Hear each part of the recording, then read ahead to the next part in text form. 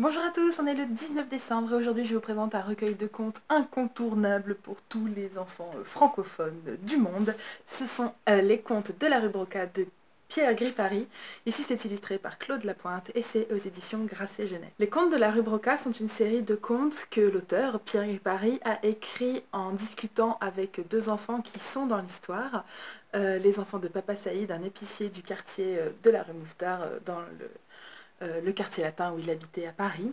Euh, et c'est un univers délicieusement burlesque qu'il nous dépeint dans ses contes. Le plus connu est La sorcière de la rue Mouffetard, que peut-être beaucoup d'entre vous ont lu à l'école, car c'est souvent un livre prescrit en sixième, voire en primaire. C'est une série de contes urbains. Ce qui est très drôle avec Pierre Gripari, c'est que dans ces livres-là, il mélange volontiers la fée Carabosse, la marraine la fée, les ogres, les elfes, etc. Mais qui circulent dans la tuyauterie, qui se préoccupent de soucis de la poste, qui ont besoin d'argent, qui ont la télévision, enfin bref. C'est très rigolo de mélanger à la fois cet univers très urbain, très ancré dans le réel, et tout l'imaginaire lié au merveilleux. Ces contes ont une petite touche vintage car ils ont été écrits dans les années 50, 60, 70 ou plus tard.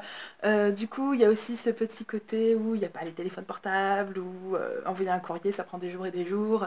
Et c'est plutôt touchant à lire. Moi, enfin, j'ai trouvé ça super. Dans cette édition, vous avez tous les contes de Pierre Gripari. Tous les contes de la rue Broca. Et j'ai trouvé ça merveilleux, que ce soit d'un point de vue nostalgie ou d'un point de vue archive, d'avoir édité cela dans ce très très beau livre. Donc si vous cherchez un recueil de contes rigolos à lire le soir à des enfants, si vous cherchez des histoires qui changent un petit peu, des sempiternelles histoires de princesses et de fées, c'est un cadeau parfait qui en plus fera rigoler petits et grands. Et voilà, c'est tout pour aujourd'hui. On se retrouve demain pour que je vous présente un nouveau livre de contes. Et en attendant, je vous souhaite comme d'habitude d'excellentes lectures.